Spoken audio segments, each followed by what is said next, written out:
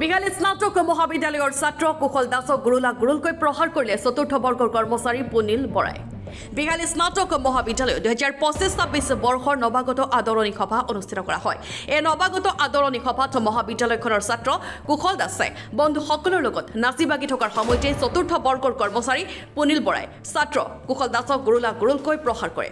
ছাত্ৰ কুশল দাসক বৰ্তমান বিহালীৰ কেথলিক হাস্পতালত চিকিৎসাৰ কাৰণে ভৰ্তি কৰা হৈছে। ইফালে বৰগাং আৰক্ষীয়ে চতুৰ্থ বৰ্গৰ কৰ্মচাৰী পুনিল বৰাক আটক কৰিছে বুলি জানিব পৰা গৈছে। আটকাধীন পুনিল বৰাক চাকৰিৰ পৰা নিলম্বনৰ দাবী উত্থাপন কৰিছে কুশল দাসৰ পৰিয়াল আৰু বিশ্বনাথ জিলা অনুসূচিত জাতি ছাত্ৰ সন্থাই। ফেষ্টিভেলত মই নাচি আছিলোঁ। আজি নৱাগত আপুনি সভা হয়, যেতিয়া নাচি থাকোঁতে মই বাহিৰলৈ আহোঁতে পুলিন বৰাই মোক ধৰি মাৰপিট কৰিছে। পুলিন বৰা কোন হয়?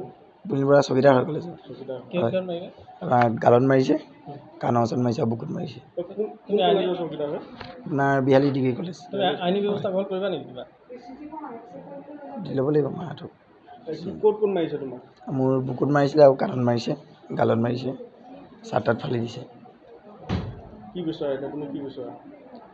এই মানুহজনক কলেজৰ পৰা উলিয়াই বিচাৰোঁ ইনভেষ্টিগেট কৰাটো। এতিয়া তুমিতো চিকিৎসাধীন হৈ আছা। হয়। ক'ত হৈ আছে এতিয়া? কেথলিক হস্পিটেলত চিকিৎসাধীন হয়।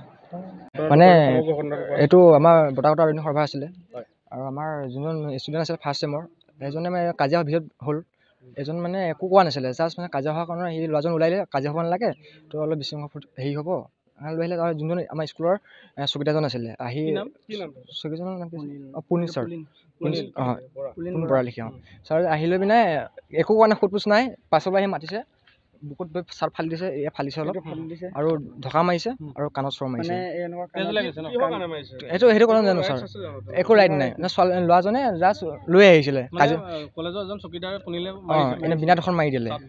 হয়, তোমালোকে কি বিচাৰা কোৱাচোন? সেইজনৰ মানে এতিয়া কি বিচাৰিছা তুমি? সেইজনৰ ঠিক ন্যায় বিচাৰিছে, মানে ইয়াৰ ক্ষতিপূৰণবিলাক দিব লাগে আৰু তেওঁক অলপ মানে প্ৰিন্সিপাল ছাৰে উচিত ব্যৱস্থা ল'ব লাগে। ষ্টুডেণ্টৰ ওপৰত হাত উঠোৱা হয়। কলেজৰ পৰা উলিয়াই বিচাৰিছা নেকি? হয়, আৰু এতিয়া তাক মাৰিলে নেক্সট দিনা আমাক মাৰিব, তেনেকুৱাতো হৈ থাকিব ন। আৰু একো যদি বিচাৰ নলয় তেনেকুৱাই হ'ব। আৰু কিবা আন্দোলন হোৱাৰ সম্ভাৱনা আছে নেকি? তেনেকুৱা আছে ছাৰ, এটা কলেজত অলৰেডি হৈ আছে।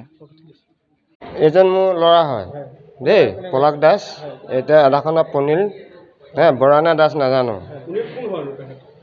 চকীদাৰ কিহৰ কাৰণে মাৰিছে এতিয়া সেই কলেজৰ ষ্টুডেণ্ট হে ন, তাৰ ড্ৰেছ আছে দেই। এইবিলাক আমি এতিয়া একো নাজানো। আমি খবৰ পাওঁতেহে আহিছোঁ ঘৰৰ পৰা। পুনিল বৰা মানে তাৰ চাকৰি যাব লাগিব, আকৌ মোৰ ল'ৰাটো ভাল হ'ব লাগিব, প্ৰিন্সিপালৰ লগত আমি ভালকৈ কথা পাতিব লাগিব, হয়নে? ন্যায় তাৰ যিটো খৰচ প্ৰাপ্য দিব লাগিব দেই। থানা এজাহাৰ দিয়া নাই, দিম বৰ্তমান। নাই, আমি অনুসূচিত জাতি ছাত্ৰ সন্থাই এটাই দাবী জনাইছোঁ, এজন চতুৰ্থ বৰ্গৰ কৰ্মচাৰী, ইয়াত এজন কৰ্মচাৰীয়ে এজন ছাত্ৰক মাৰিবলৈ অধিকাৰ কোনে দিলে? তেখেতে ক'ৰ অধিকাৰ পালে? কোনে সাহস দিলে? তেখেতে বিভিন্ন ধৰণৰ কৰ্মচাৰীকো বোলে বিভিন্ন ধৰণৰ বেয়া ব্যৱহাৰ কৰে, ছাত্ৰ ছাত্ৰীক দেখিব নোৱাৰে। এইবিলাক বিভিন্ন ধৰণৰ অভিযোগ আমাৰ হাতত আহি পৰিছে। আমাৰ হাতত আছে, বহুতে অভিযোগ কৰি থাকে, কিন্তু আমি আজিলৈকে একো কোৱা নাছিলোঁ। তেখেতে এজন ছাত্ৰক যেতিয়া এটা বুকু চোলা তোলা ফালি যেতিয়া চৰ বোকা একদম অপহৰণ মানে অপদস্থ কৰিছে, মাৰিছে মানুহক, এইটো কিমান লজ্জাজনক আৰু কিমান দুখৰ কথা। এইটো একদম অতি শীঘ্ৰে একদম এইটো ব্যৱস্থা গ্ৰহণ কৰিব লাগে। আৰু এখেতক এই কলেজৰ পৰা যদি বাহিৰ কৰা নহয়, কালি ইয়াত আন্দোলন হ'ব। ইয়াত এনেকুৱাই আন্দোলন হ'ব, মানে ইয়াত তলা লগোৱা হ'ব। তেওঁ যোনজন আমাৰ বিহালী কলেজৰ প্ৰিন্সিপাল, তেখেতক আমি অতি শীঘ্ৰে দাবী জনাইছোঁ। তেখেতে বিহালী কোনো দল সংগঠনক ইয়াত কিবা এটা হ'লে আমাৰ কোনো অনুষ্ঠান প্ৰতিষ্ঠানক নেমাতে। ইয়াত অকল তেখেতৰ নিজা মতে তেখেতৰ মতে তেখেতৰ চতুৰ্থ বৰ্গৰ কৰ্মচাৰীজনৰ মতে চলে। অতি শীঘ্ৰে এই কৰ্মচাৰীজনক স্কুলৰ পৰা উলিয়াব লাগিব, নহ'লে ব্যাপক আন্দোলনৰ সন্মুখীন হ'ব লাগিব আৰু এখেতক অতি শীঘ্ৰে গ্ৰেপ্তাৰ কৰিব লাগে পুলিচে। আমি ইমানেই দাবী জনালোঁ। বিশ্বনাথৰ পৰা পলাশ পিয়মৰ ৰিপৰ্ট, এণ্ড ফৰ আছাম।